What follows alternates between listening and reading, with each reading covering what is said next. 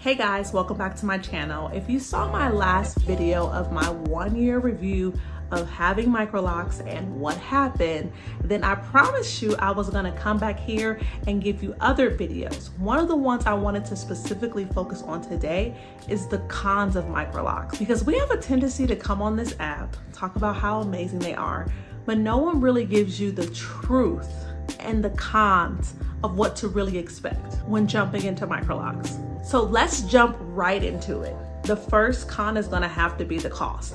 And I'm gonna break this down because when I say cost, I mean multiple things. So first you have your initial cost. When I was pricing these out for my hair length, which at the time was about right here, I would say at bra level, I was getting quoted anywhere from $2,500 up to $3,500 for an install. And I was just like, no. Now, I ended up getting a steal. I ended up finding a girl on Instagram who I loved her locks, and I loved them so much, I reached out and asked her, did she do locks? She was like, no, I did my own DIYs, but I'm not a loctician.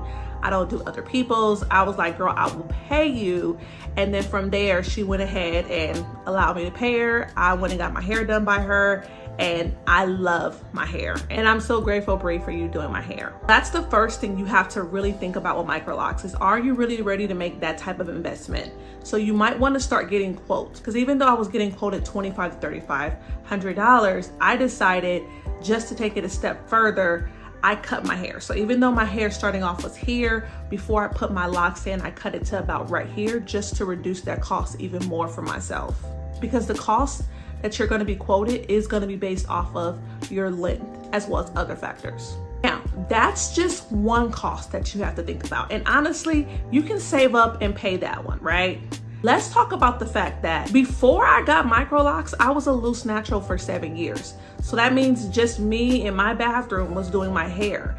I now have an additional cost every month that ranges anywhere between $150 upwards to $200, depending on how long I take to get my reties. This is a cost that I did not have for the past 7 years. And even though I knew I would have to go to a loctician, well, I'll be honest, part of me thought, I'm gonna do my own reties. Yeah, that went out the window, never happened.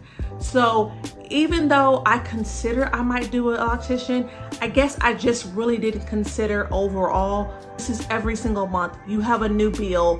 It was like, oh, I'm going to get my hair done. Yeah, you have a new $150 to $200 bill every single month. That's $2,400 a year. Just something that you want to make sure you think about, because the math don't be mathing some days when my edges start to say we need a retie. And like I stated earlier, that cost really ranges. You know, when I first found my loctician, she was at $125. She went up to $150. And of course, I always give at least a $15 to $20 tip. So now we're looking at upwards of $170. And that's within the 4 weeks to, I think, 5 weeks. If I go past 6 weeks, I want to say it's an additional $25. So now we're pushing that $200 price tag on a retie. So just something you really want to calculate is, can you take on another $200 cost every single month? Now, these numbers that I'm giving out, whether it's the install or the monthly reties, will differentiate depending on where you are. I know that out of the country, these costs are more affordable. Matter of fact, where are you located? If you already have locks, drop in a comment where you're located and how much you pay for your reties, or even how much you pay to get them installed. And if you haven't gotten them installed, but you're thinking about it, where you're located and what are some of the prices you've been quoted. Leave those in the comments so other people who see this video can really get an idea of what to expect when it comes to the maintenance and installation for Microlocs. Number 2, the second con. It's going to have to be seborrheic dermatitis. Now, I hope I'm saying that correctly, because I know that everybody says it a little bit differently. And you know, I'm not a dermatologist or anything like that. But let me tell you this. Before getting my Microlocs, I had a little patch of seborrheic dermatitis right here on the edge line, which I believe came from just the products and my bonnet, you name it, right? Mind you, I was a loose natural. No one told me that getting my Microlocs would cause my seborrheic dermatitis to really get inflamed. Now, I don't want to say that the Microlocs caused inflammation, because at the same time, I've done a lot of research and it says diet really affects it. And I know my diet was not where it needed to be after I got these installed, okay? So I know that plays a huge role. Also, on top of that, with being a loose natural, more air gets through and so much more, right? So these are the things that I just did not think about, and honestly, no one told me. So something to think about if you already have seborrheic dermatitis or you think that your scalp might be prone to it. I say this because this hairstyle requires me to be very intentional with my wash days, with my reties, the products I'm putting in my hair and so forth, just so I can make sure I keep my seborrheic dermatitis at bay. Like, I don't use a bonnet anymore, and I have to make sure I am nurturing my scalp and being truly intentional with caring for them so that I don't get any flare-ups, because it got really bad at one point, to the point where I saw discoloration in my hairline, and to the point where the hair was coming out in the hairline with the seborrheic dermatitis. Just a mess. After doing my research, it looks to be that a lot of people who have locks do suffer from seborrheic dermatitis. Is there a direct correlation? I can't say. Again, I don't want to ever give out false information, but the number is definitely high, and it's something that you should look into in depth if you are considering getting Microlocs. It's to the point where my 14-year-old, 3 years ago, he started his locks. He never had seborrheic dermatitis, and once he started his locks, he got it as well. He recently cut his locks off 2 months ago to be exact. Got kind of tired of them, especially with having to do all of the cleanses and being intentional so he doesn't get flare-ups.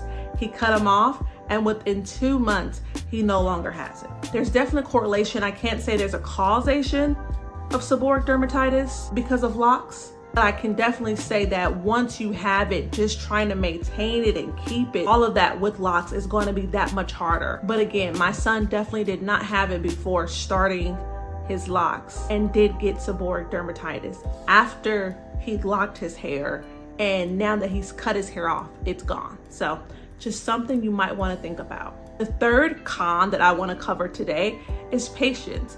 You're going to have patience. Now, I want to break this down to multiple topics, because you're going to need patience when you see that your hair is not maturing the way you want it to mature.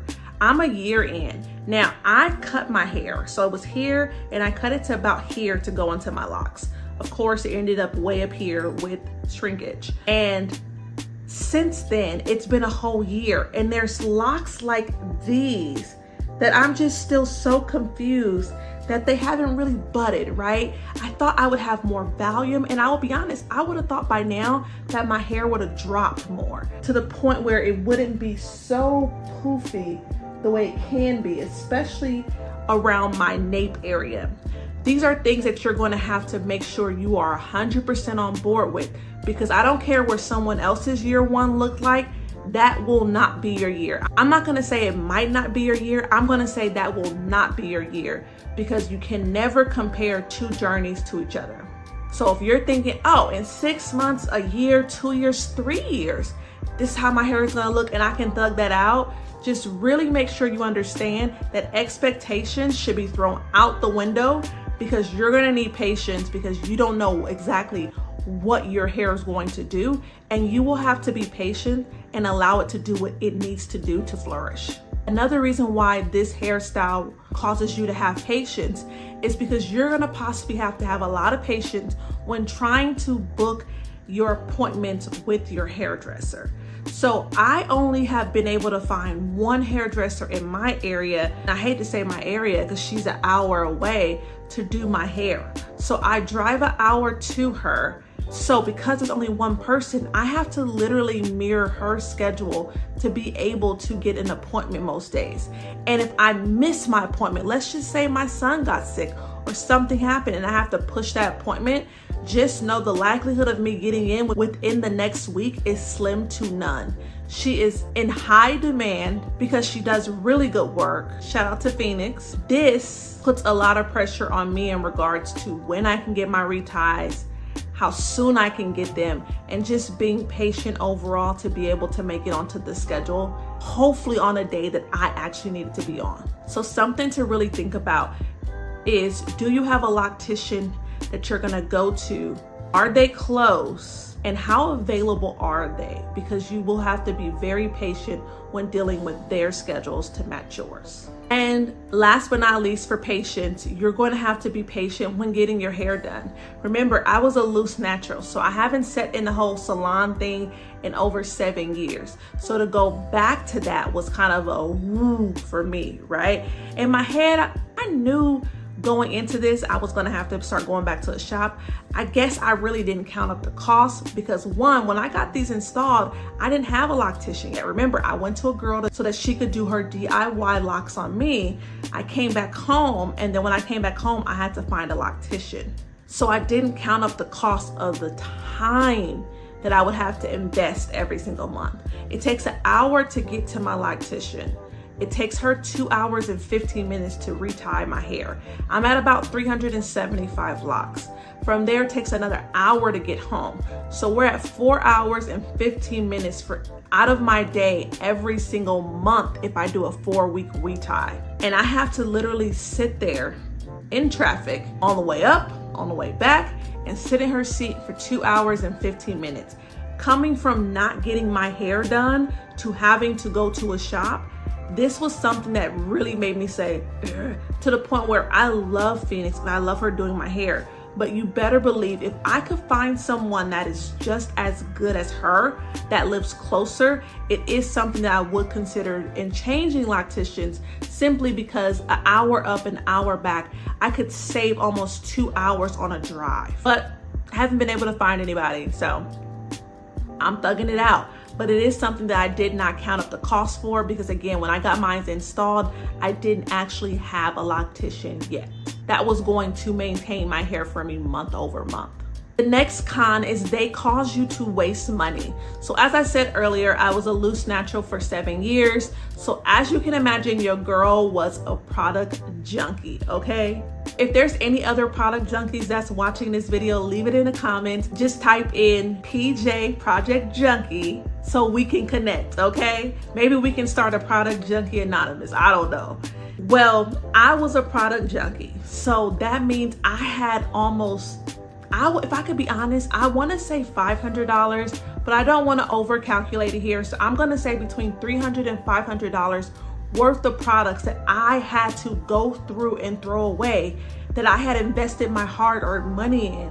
But because I have this style now, I can't put those heavy creams onto this hair. I can't use those gels on this hair. So it is something that I had to walk away from that really did hurt my heart. I tried to find someone to give the products to, but I couldn't find anyone that possibly wanted to buy them. I tried to sell them first. So I tossed the products, I wasted the money, and it was something that I did not actually think about. So if you are a loose natural that has tons of products, just know, girl, you about to waste those products. So I would say this, why don't you use up all your products first and then schedule your session to get your installation? That way you don't waste so much products. Just food for thought. The next con when it comes to Microlocs is you don't know what you don't know. And I say that because I didn't know what I didn't know. And so I'm online searching for information. There wasn't like a course that I could just dive into, but most importantly, everybody's hair is different. So I would post stuff like, for example, I use conditioner on my locks. There's people that was like, girl, no, you don't do that. What are you doing? And so I stopped at one point and my hair became so dry, it just started to break off. Like my ends would literally break simply because they were dry. Now that I hydrate them and put an actual conditioner onto my ends, I have way less breakage. But the thing is, I didn't know what I didn't know. And basing it off of someone else's locks and trying to extrapolate their experience to my experience, it was just a whirlwind and a headache that I honestly did not need. So even though there are some nuances that are the same when it comes to Microlocs, I promise you, there's going to be some things that work for your locks that don't work for mine. And you're not going to be able to figure that out until you get them. And then you're like, oh yeah, that doesn't work. So you don't even know what you don't know. That in itself can become a headache. It can become tiresome, worrisome, And financially, it can create a lot of mess because you might end up messing up your locks based off of the products that you're using. Like when I was trying to do conditioner in the first couple of months and your girl was getting all that slippage. So just something to think about. You are going to encounter a stage or a period possibly with these Microlocs that no one's going to be able to prepare you for, or they're going to prepare you incorrectly because your hair is different from other people's hair and your journey will be different from theirs as well. And last but not least, the last con of all is going to have to be the shrinkage, girl. When I tell you, I cut my hair from here to here simply because I wanted to make sure I had a style and I wanted to save money. But if y'all would have told me it was gonna be this, mind you, this is a year later, it was up here. Like, you have to really be mindful and ready. I don't care what kind of hair you have, it's going to shrink. I have a friend that got her locks a couple of months ago, and she has about a 3B, maybe a 4A texture, to the point where she can put water on her hair and go. And as she's going through her day, she doesn't experience shrinkage. It may get a little bit more, a little volume, but she's still able to retain the length. Well, let me tell you this, she got her locks and then hit me up and was like, girl, my hair was longer than yours when you put it in locks. Why is our hair, as far as pictures are concerned, the same length? Yep, you heard me right. Her hair was longer than mine. Like, she was down here and she put it into her locks, and baby, her length is where I'm at, and maybe even a little bit shorter. So something I really want you to consider is, are you ready to be out here looking like Edna Mode? As am I, Robert. Yet here we are. Like, can you serve with the bob, sis? Is it giving bounce? Is it stiff wear?